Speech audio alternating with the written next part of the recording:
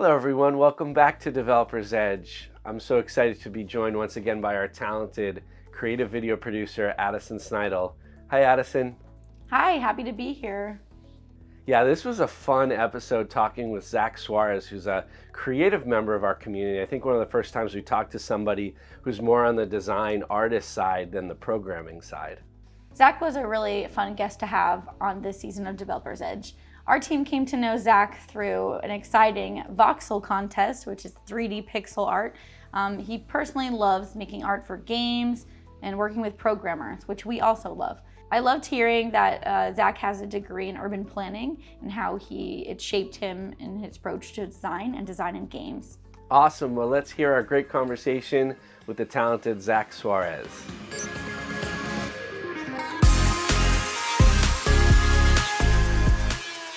Hi everybody, welcome to Developer's Edge. I'm so excited for our guest today. We have a creative member of our community, Zach Soares, who is a voxel artist and creative director at Bunnyhug.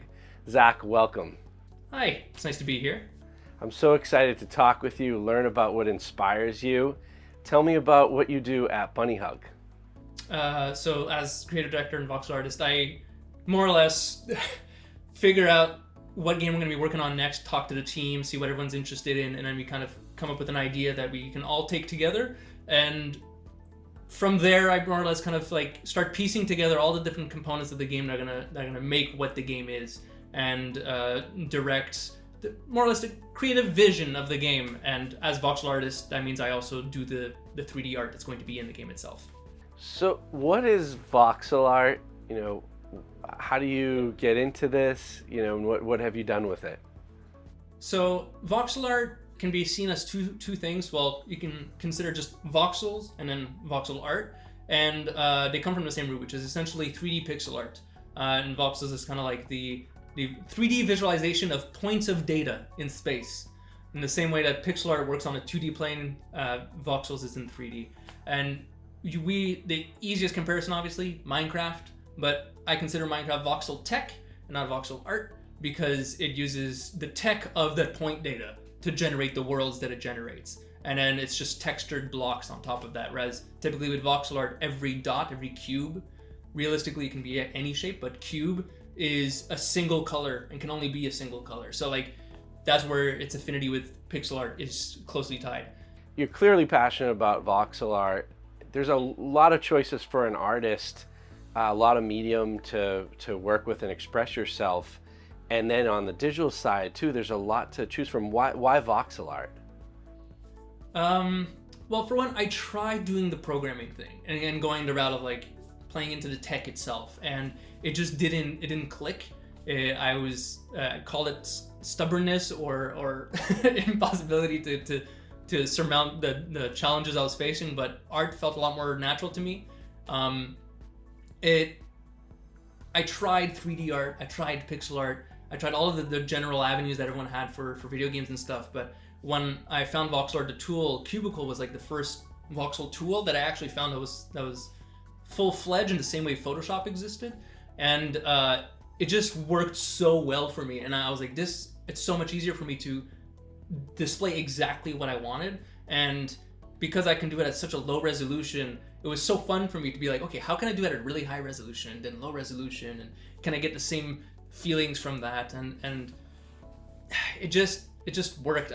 It's so hard to kind of explain fully how that feels, but when something it hits right, kind of like when you listen to a song and you're like, this song really speaks to me. It was like that with voxel art for me. So Zach, we have a lot of developers watching the show and part of the show. From a creative standpoint, I'm really interested in what your collaboration is like with developers and programmers on your team. Yeah, sure. So usually we'll start with a call talking about the idea that we want to work on for the week or for the month, whatever time frame we've decided on. And I'll give an example of we want to get a vehicle working and feeling well in terms of its movement. And it's okay, we would discuss, what do we want to do with this thing? What are the actual mechanics at play that involve this vehicle? And mostly we're discussing to figure out the limitations of what we can and cannot do. And once we've sorted out these limitations, like, okay, well, we want to go along walls. We want to be able to make the vehicle jump. How does a vehicle jump in the first place? And then we discussed that real quick. Once we've done that whole planning stage of things, and the programmers have put in the code to the idea, what's best is when we try it out and it's this really rough thing, and then we realize, okay, these are the art elements that we can put to it to make it really feel complete. And that to me is actually probably one of the most enjoyable parts of it all, because it kind of, I test the limits with the programmers with it, which is I typically will take my art, I'll pop it in, and then realize, okay, we've got it. This feels great and it looks awesome. Can we squeeze a little bit more out of it? And it's like that's the thing that I think it gets all of us engaging, because artists love it when the programmers make the thing move, and then programmers love it when the thing that moves looks good too. So first it's paper to code to art, and then it's moving and it all feels good. I think just today I was just showing our prototype to someone that we're gonna work with, and they had this giant smile when they saw it all moving, and I was like, I think that's exactly the feeling that we get every single time. So if you weren't doing this, if you weren't doing design and creating games, what do you think you'd be doing? Funny enough, I'd be doing urban planning. So I have a degree in urban planning, which is what I was studying for and stuff, and it kind of goes well with what I do to make games. Urban planning is really about developing cities and figuring out how do you make cities work so that people can interact with that space and behave in their cities in a comfortable way. And that kind of pulled me into, while I was doing it pulled me into games, because I was like, okay, well, there's very much this focus of the people living in a city got to interact with it and feel good about it, which is the exact same philosophy of games. People got to play the games, feel good about playing them while they're interacting with them. So it's like, so that kind of drove me toward like a UX experience in some weird way. And yeah, so like I feel like I would totally be like helping to develop cities and make things that people do in cities much easier. For example, like I'm still very passionate about it, like the way bikes get involved in the city, how there used to be bike lanes galore before cars existed, and now it's cars, but we're all stripping that back and we're trying to re-involve bikes, and like that whole thing is really interesting to me. Making cities extremely walkable, really interesting to me. Believe me, I want to make a city building game. so like, yeah, I feel like that's where I would lead towards. Awesome. Well, I've loved talking to you here. I've loved getting to know you.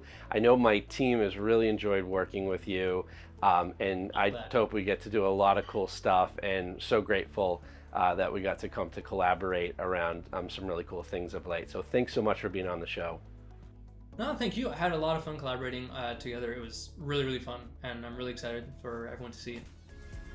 Thanks for joining us today on Developer's Edge. If you liked the conversation, be sure to subscribe and check out our other series. For additional content, tune in to the Developer's Edge podcast, available on Google, Spotify, and Apple. Until next time, take care, and we'll talk again soon.